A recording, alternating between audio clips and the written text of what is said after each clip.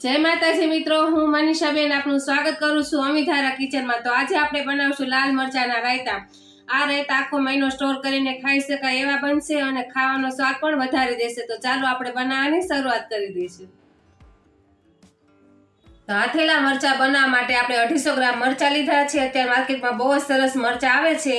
તો આપણે 250 ગ્રામ મરચા લીધા છે અને આપણે એને ડીટિયા કાઢી અને બધા કાપી લઈશું। પહેલા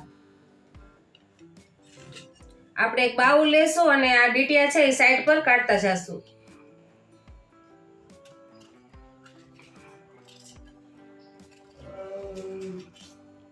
આ રીતના આપણે એને 4 ચીરીમાં કાપી નાખશું બધા।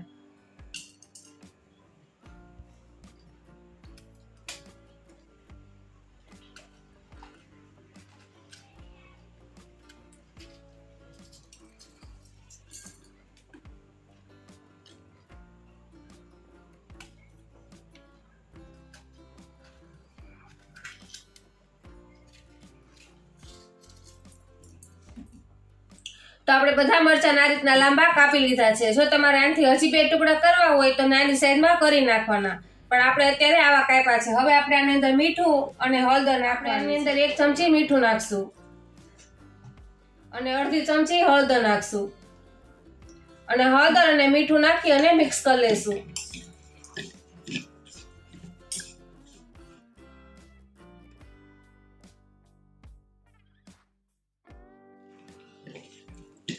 आ रीतना हाथ थी आपणे बधा एने मिक्स कर देशुं એટલે બધામાં હળદર અને મીઠું સરસ ચડી જાય। હવે તમે જોઈ શકો છો આપણા બધા મરચામાં હળદર અને મીઠું સરસ કોટ થઈ ગયું છે। તો હવે આપણે આને ઢાંકી અને 1 કલાક ઢાંકીને મૂકી દઈશું, એટલે આની અંદર જે તીખાશ હશે એ પણ વહી જશે અને હળદર અને મીઠાનું એમ પાણી થશે, એટલે આપણા મરચા થોડાક નરમ પડી જશે। આપણા મરચા પલે ત્યાં સુધીમાં આપણે એનો હવેશ તૈયાર કરી લઈએ। તો આપણે એક પેન લીધી છે અને એની અંદર આપણે બધા મસાલો કરવાનો છે। તો આપણે 2 ચમચી જેટલા રાઈના કુરિયા લીધા છે, આપણે એની અંદર નાખી દઈશું। 1 ચમચી આપણે મેથીના કુરિયા લેવાના છે। 1 ચમચી ધાણાના કુરિયા લેવાના છે। 1 ચમચી વરિયાળી લેવાની છે અને 10 થી 15 કાળા મરી લેવાના છે, આપણે એની અંદર નાખી દઈશું અને ગેસ ચાલુ કરીને બધું આપણે શેકી લેશું ધીમા ગેસે। આ બધું આપણે હળવા હાથે પેઠું શેકી લેવાનું છે, કારણ કે આમાં જે ભેજ હશે બધો ભેજ નીકળી જાય ત્યાં સુધી આપણે એને શેકવાનું છે, બળી ન જાય એનું ધ્યાન રાખવાનું। એટલે આ રીતના હલાવતું રહેવાનું। એકદમ કરકરા થઈ જાય પૂરી એટલે તરત જ એને કાઢી લેવાનું। तो 2 થી 3 મિનિટ જેવું થયું છે ને આપણા બધા કુરિયા છે બધા શેકાઈ ગયા છે। તો આપણે ગેસ બંધ કરી દઈશું અને કુરિયાને રીતના હલાવી અને થોડાક ઠંડા પાડી લઈશું। હવે કુરિયાને આપણે ડીશમાં કાઢી લઈશું એટલે થોડાક ઠંડા થઈ જાય। તો આપણો શેકેલો મસાલો બધો ઠંડો થઈ ગયો છે, તો આપણે એને મિક્સર જારમાં લઈ અને પીસી નાખશું।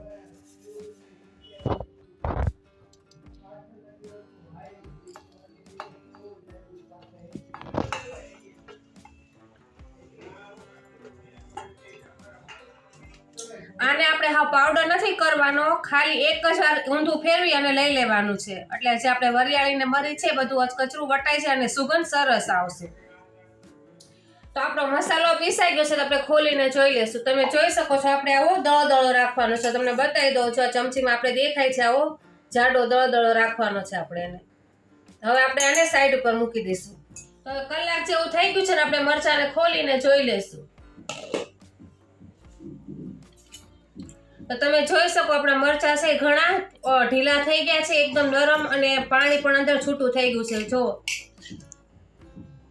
તો હવે આપણે આ મરચાને એમાંથી કાઢી લેશું મિક્સ કરીને એકવાર। તો આપણે મરચાને કોરા કરવાના છે, એ માટે આપણે એક ડીશ લીધી છે ને એની પર આવું ધોયેલું કોરું આપણું કાપડ હોય એવું લઈ લેવાનું। આપણે આની અંદર મરચા કાઢી લેશું બધા।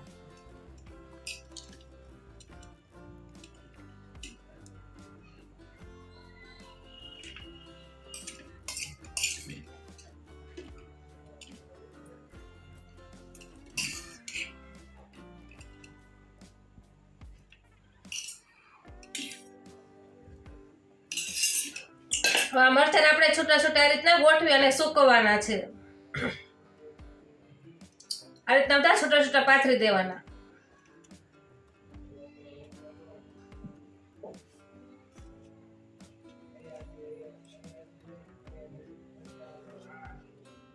તો મરચાંને આપણે સૂકવવાના છે. જો તમારા ઘરમાં તડકો આવતો હોય કુમળો તો એમાં સૂકી દેવાના, અથવા તો પંખા નીચે સૂકી દેવાના, નકે તો પછી જો એ ખુલ્લી જગ્યા હોય તો એમ જ પંખા વગર સૂકી દેવાના. આપણે આને કલાક માટે સૂકવવાના છે. તમારી પાસે ટાઈમ હોય તો કલાક 2 કલાક રહેવા દેવાના, તો 15 મિનિટમાં સૂકી અને લઈ લેવાના. તો આપણે આને સૂકવવા દઈશું કલાક માટે. તો આપણે હવે મસાલો છે એ વઘારવાનો છે. તો આપણે એક બાઉલમાં મસાલો છે પીસેલો તો એ બધો કાઢી લીધો છે. તો હવે આપણે આની અંદર અડધી ચમચી જેટલું મીઠું નાખશું. અડધી ચમચી અથવા તો સ્વાદ અનુસાર મીઠું નાખી દેવાનું. ને અડધી ચમચી હળદર નાખશું. અને હવે આપણે તેલ ગરમ થવા મૂકવાનું છે.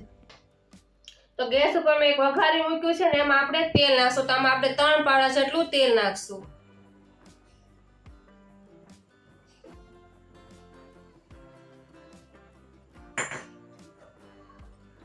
હવે તેલને આપણે ગરમ થવા દેશું. વરાળ નીકળે ત્યાં લગી આપણે એને ગરમ થવા દેવાનું છે.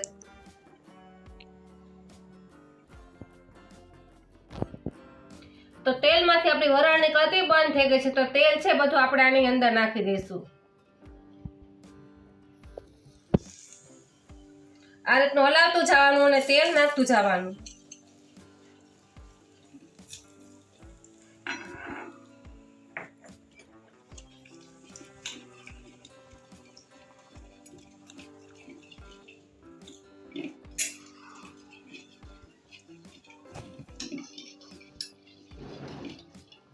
આપણે પહેલા જ બધો મસાલો નાખી દીધો હતો. આપણે અત્યારે કોઈ મસાલો નાખવાની જરૂર નથી. ખાલી આપણે તેલ ગરમ કરીને જ નાખવાનું છે અંદર.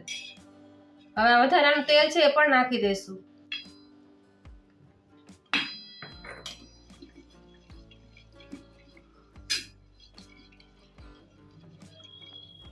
હવે આમાં ખાટો મીઠો સ્વાદ આવે એ માટે આપણે જે કાઠિયાવાડી મરચા ખાઈ છીએ, હંમેશા ખાટા અને મીઠા મરચા ખાતા હોઈએ છીએ, તો એના માટે આપણે અડધી ચમચી ખાંડ નાખશું. જો તમારે ખાંડ ન નાખવી હોય તો એની જગ્યાએ ગોળ પણ વાપરી શકો, પણ ખાંડથી એનો સ્વાદ સરસ આવશે. અને ખાંડને આપણે આ રીતના હલાવી અને બધી ઓગાળી નાખશું પહેલા. તો આપણી ખાંડ બધી ઓગળી ગઈ છે. હવે આપણે એની અંદર લીંબુ નાખવાનું છે. આપણે એક આખું લીંબુ અંદર નાખી દઈશું.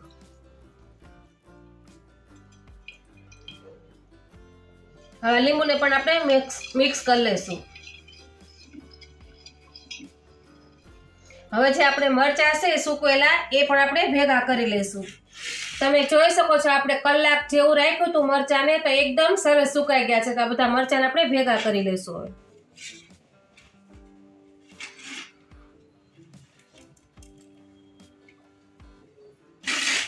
અને આ બધા મરચા આપણે એની અંદર નાખી દઈશું.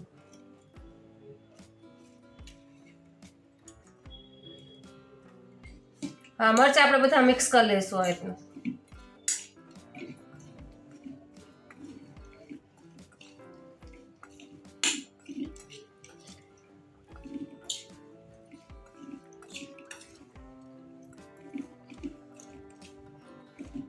તો આપણા મરચાના રાયતા છે બનીને તૈયાર થઈ ગયા છે.